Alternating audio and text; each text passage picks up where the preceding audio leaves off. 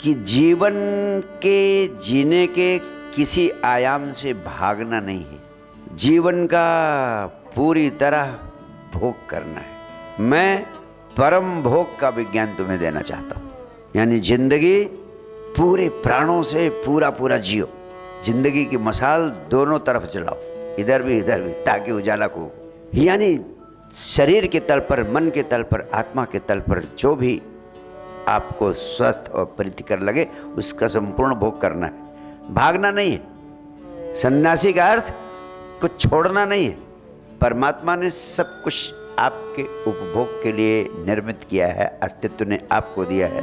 क्षिति, जल, पावक, गगन, समीरा, इन पांचों से ही सब कुछ बना है, तो इनका पूरा पूरा भोग करना है, कंजूसी नहीं करनी है। साक्षी ही सच्चे अर्थों में हर चीज का भोग कर सकता है।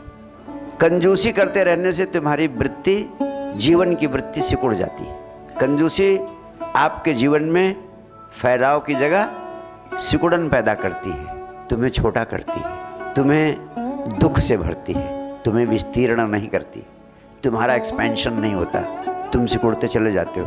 कहते हैं एक कंजूस आदमी ने रात अपनी दुकान बंद की, वापस आ रहा था, आधे रास्ते पहुंच गया। अपने घर पहुंचने के पहले उसे याद आई कि शायद मैंने दुकान का शटर तो गिरा दिया था, लेकिन शायद मैंने ताला बंद नहीं किया, ताला खुला छोड़ के चला आया। उसने सोचा अब मैं घर पहुंच जाता हूं, कुछ खा पी के आता हूं, तुरंत दूसरा ताला लगा देता हूं, या ताला खुला होगा तो उसको बंद कर देता हूं। घर पहुंचता है, भूख लगी, कुछ खाया पिया, वापस लौटा।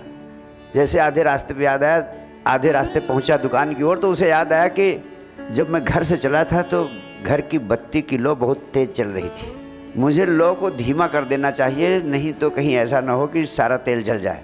फिर वापस आया, पत्नी ने पूछा क्यों वापस आ गए? उन्होंने कहा कि मैं वापस इसलिए आ गया कि बत्ती की लो बहुत तेज जल रही थी, इसको मैं धीमी कर दूं। उसने कहा तुम पागल हो, मैंने सुई से बत्ती की लो को धीमी कर दिया था पहले ही, और सुई में जो तेल लगा था उसे अपने बालों में लगा लिया था। पत्नी ने कहा ये तो ठीक है, लेकिन तुम इतने पागल हो, तुम बत्ती की लो धीमी करने के लिए यहाँ तक वापस आए और ये नहीं सोचे कि इतनी दूर वापस आए तो तुम्हारे जूते घिस गए होंगे। उसने कहा भगवंते मैं इतना नासमझ नहीं हूँ, मैं अपने जूते अपने झोले में रखता हूँ। तो आपको उस पर हंसी आ रही होगी, मुझे भी बहुत हंसी आई थी, लेकिन वास्तव में बताऊं, मैं ऐसे कई लोगों को जानता हूं जो इसी तरह की ज़िंदगी जी रहे हैं। धन मिल जाए तो धन का उपभोग करने की कला आनी चाहिए। जो धन का उपभोग करने की कला जानता है, धन उसी के लिए अर्थपूर्ण होता है। धन, पद, प्रतिष्ठा, किसी से भागना नहीं। स्त्री पुरुष किसी से भागना, स्त्री को पुरुष से नहीं भागना, पुरुष को स्त्री से नहीं भागना, ये जीवन है ही। स्त्री को पुरुष के लिए बनाया गया है, पुरुष को स्त्री के लिए बनाया गया है, एक दूसरे के लिए बनाया गया है। एक दूसरे का पूरा पूरा आनंद उपलब्ध करना साक्षी साधक की दिनचर्या का अनिवार्य अंग होना चाहिए। भोगना है, भागना नहीं है, लेकिन भोगना होशपूर्वक। बस इतना ही याद रखना साक्षी साधक को कि जो भी काम करें होशपूर्वक करना है।